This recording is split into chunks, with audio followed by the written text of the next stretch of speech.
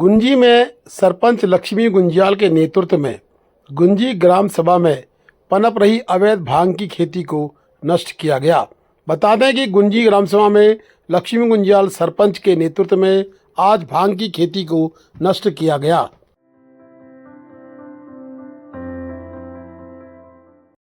भारत चीन सीमा व्यापार का शुभारंभ। पहला भारतीय व्यापारिक दल 20 सदस्यीय व्यापारिक दल ताकलाकोट पहुंचा।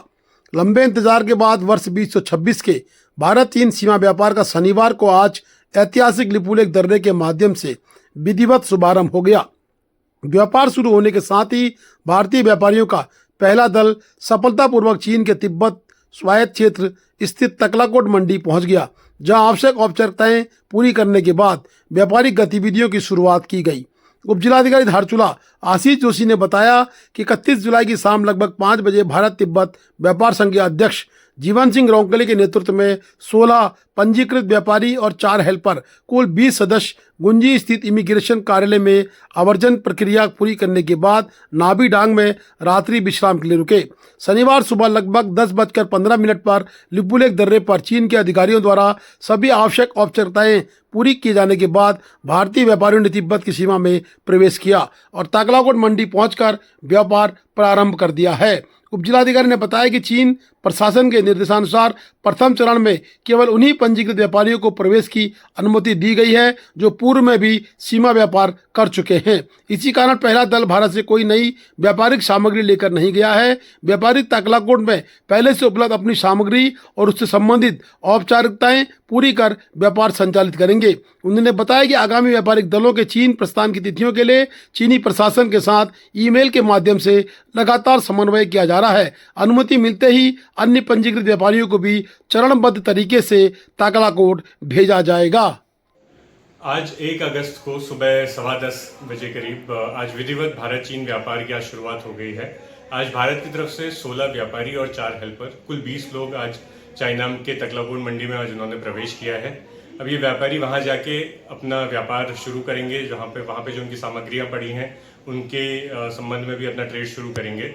और ये पहला बैच था हमारा। अब जो आने वाले बैचेस हैं उनके लिए जो अग्रिम तिथि होगी उसके बारे में लगातार चाइनीज सरकार से हमारा ईमेल के माध्यम से पत्राचार चल रहा है।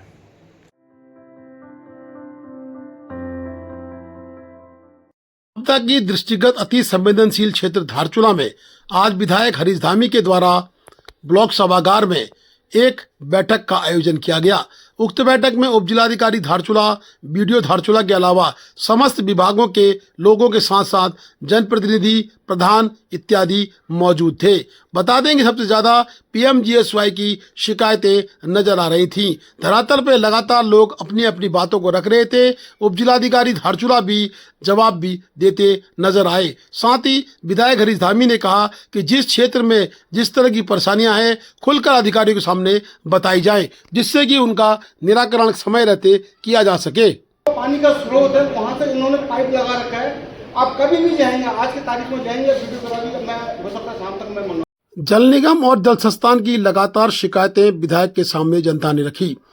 बता दें कि जल निगम के एई के द्वारा मुस्कुरा के उनका स्वागत किया जा रहा था, क्योंकि शिकायतों से जल निगम को फर्क नहीं पड़ता। एक अदना सा कर्मचारी जल निगम का धारचूला को संभाल रहा है।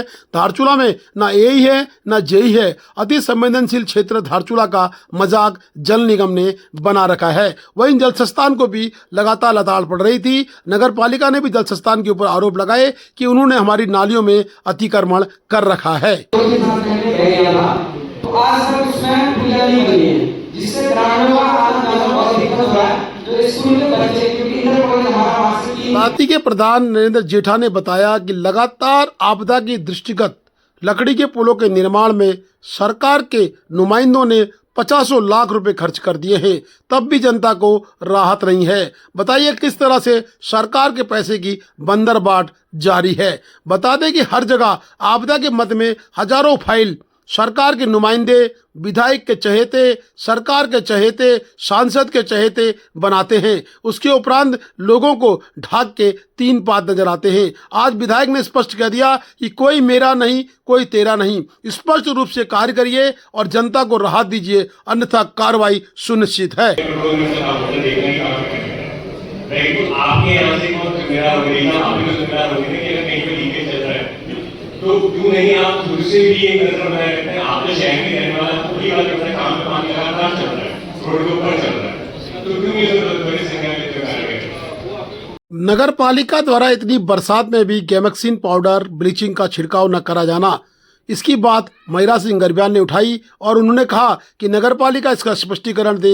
नगर पालिका के ईओ की अनुपस्थिति में भूरेलाल जो कि वरिष्ठ लिपिक हैं, उन्होंने बताया कि नगर पालिका छिड़काव कर रही है, परंतु सूत्रों से मालूम चला कि नगर पालिका के पास संसाधनों की कमी है। सर मैं बताऊं कब विधायक हरीश धामी ने कहा कि विभाग एक दूसरे पर आरोप न लगाए, कार की प्रणाली को बदले, अन्यथा कार्रवाई होगी। लास्ट में नालियां चौक होती है, बंद होती है, तो उसमें जो है कर्मचारियों के ऊपर के नगर पालिका ने जो है नाली बंद कर रखी है।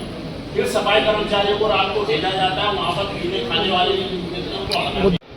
ठीक है, गांव के अगल बगल रह रहा है वो पीने का पानी यूज कर सकता है, लेकिन जो गांव का स्रोत है उसको जो है प्रोवाइड नहीं कर सकता है। और आपकी जिम्मेदारी है, अगर 8 तारीख को वहाँ पानी नहीं मिला गांव को, फिर मैं आपके खिलाफ लिखित कार्रवाई के लिए बोलूंगा। वहीं दारमा घाटी के लोगों ने बीआरओ के चल रही सड़क के कार्य में दारमा के नौजवानों को नौकरी देने की बात भी कही। उन्होंने कहा ब्यास वैली के तर्ज में दारमा के युवाओं को भी रोड के कारोबार में नौकरी दी जाए।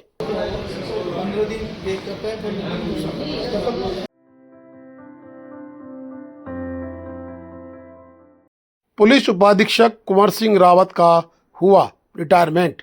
बता दें कि पुलिस उपाधीक्षक कुंवर सिंह रावत का रिटायरमेंट हो गया है। उनके साथ अन्य लोग भी रिटायर हुए हैं। अपनी 60 साली सेवा के बाद आज कुंवर सिंह रावत सेवानिवृत्त हो चुके हैं।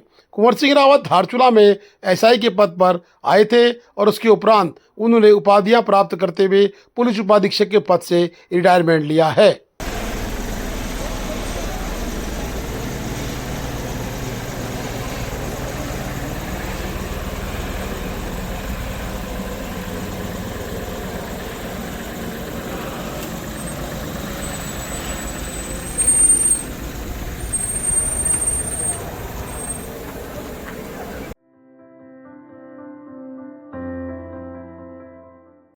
करोड़ों की लागत से बस अड्डे का निर्माण, परंतु उसके पीछे गंदगी का ढेर जमा पड़ा है।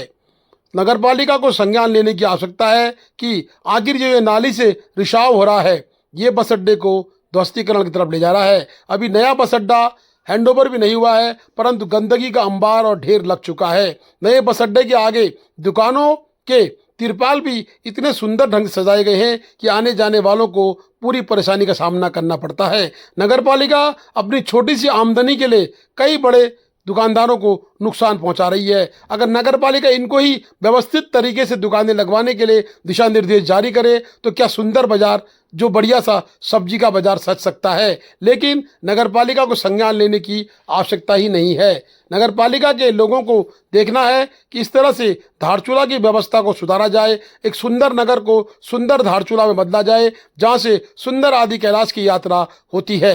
गंदगी का ढेर आपके सम्मुख स्पष्ट रूप से दिखाई दे रहा है। Please do like, share and subscribe DCL News.